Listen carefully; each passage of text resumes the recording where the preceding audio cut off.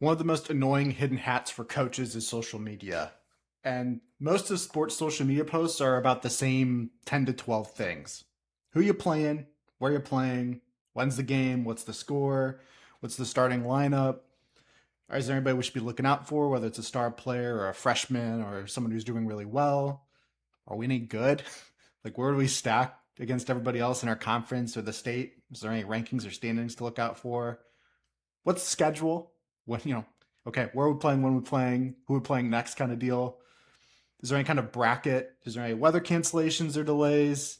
Any kind of media notes? So our players are in the newspaper or they got interviewed, they make ESPN top 10 kind of deal, quote stories, podcasts. Basically, how can a fan connect more with the team and all the extra stuff?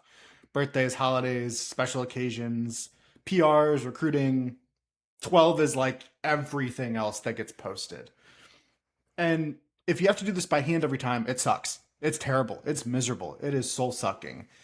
You've got to fire up Canva or PowerPoint, Photoshop, and every time it's like this blank sheet of paper. I need to make this post, and it takes a bunch of time. And oh, by the way, you have to make sure the colors are right. The logo has to be correct. The font has to be correct. So there's all these details to the point where even my elementary school that I went to has a brand guide. It has a graphic standards kit down to the Pantone color of red and black for the Bobcat. And the joke is we don't have time to do this. It's kind of an extra job that gets lumped on us. And if you have to do this for more than one post a day, probably, especially if you have a big team or there's a lot going on or you have a lot of success, more people want access to you. And so you can outsource it. You can hire a company to do it. You can hire some poor interns to do it, and then they have to take all the time.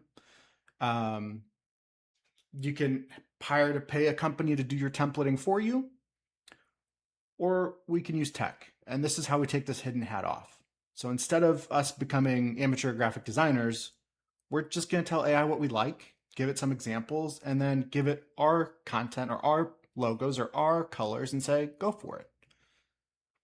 So again, every good social media post, every SID is going to have posts like this. There's the athlete, there's the team logo and color scheme, there's a quote.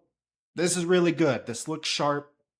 Nobody's going to be upset about seeing their picture on Twitter, Instagram, or TikTok like this. Same deal. We want to know who's doing well. These two golfers are regional qualifiers. It's IHSA because it's Indiana. It's the boys golf team. Logo. Love it. When's the boys baseball team playing? They got a sectional championship. When? 6 p.m. Monday, June 1st. Where? It's Baker Park in Mishawaka. Who's playing? The boys baseball team. Who are they playing? The Cavemen. It's good to know. So everybody understands from this picture what's going on. It's not a surprise. Maybe we just got a winner. We don't need their picture. We may not have their picture. We got a team logo. We got the school, we got who it won and what they won. And even simpler, if we don't have a team photo, we just need to tell people, hey, this is when the game is. This is game day. This is the time. This is where. This is the conference game. Go check it out.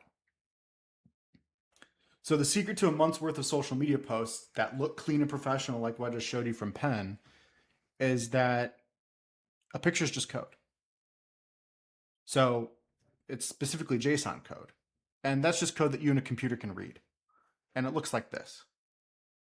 So we can see what type of picture we are dealing with. We can say what the scene looks like, what the style is, some elements like that ripped paper texture that we saw up above, or some gritty and gringe to it, the school logo with the watermark, the school name, the quote, the athlete, and even the aspect ratio. Again, is it widescreen or is it Instagram ready where it's a square? But the joke is we can give any of these pictures to an AI tool and then say, hey, tell me what's going on with it. Tell me what the code is behind it because I want to do this for my school. So this is my profile picture.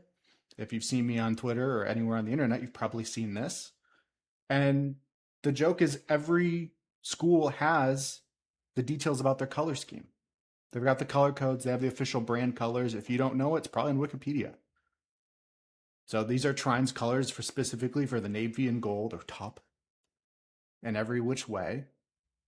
And so we can go back and take this code and we take this profile picture with these colors and say, go make me this. Now, my name isn't Alex Chase, it's Brandon Beery, but this is not a bad V1 from just giving it some code off of these pictures to say, I like these. Go make this. And we can tell it, hey, you know what? That track and field logo isn't quite right. You know, we know what it looks like. It's like this. And hey, let's fix my name. So there we go. This looks better. This is not AI slop. Nobody's going to be upset about this. The color's correct, the branding's correct, the wallpaper. This isn't that far of a gap between what they had up above. No one's going to be mad about having this on their wallpaper background on their MacBook or on their background for their phone. And if we want to be Instagram ready, this is what it looks like as a square. And so if we have another commitment, another athlete, somebody else who needs celebrating, we can do this fast. This doesn't take long because you already have it ready. I'm talking less than a minute. It literally took me less than a minute to go from this to this, or even from this code down to, this picture. And so for that first picture, this is what the actual code looked like. And for the Instagram one, really, we just tweak the aspect ratio and some of the elements got shifted around. And those two were run with Gemini, Nano Banana, if we're being really specific. That's Google's image generation model. But again, this is what ChatGPT's look like. I look a little bit more ripped in this one, but this is perfect as well. And so the joke is, instead of us wasting a bunch of time every time manually going through these 10 to 12 posts and having to do it every day and taking a bunch of time in our day, or having someone who has to do this, we as coaches can offload this work. We can take this hat off and saying, I don't want to be graphic designer anymore. I want to be amateur graphic designer. I don't want to spend any time in Canva. That is not a good use of my time. I want to spend time with my family. I want to spend time being a better coach. I want to be more present. And so taking that task and offloading it to AI in a meaningful and efficient way, that's what I teach in my workshop. So this weekend, Friday, it is 3 p.m. Eastern, and I teach you how to get rid of these hidden hats like social media. If you want to learn more, click the link below.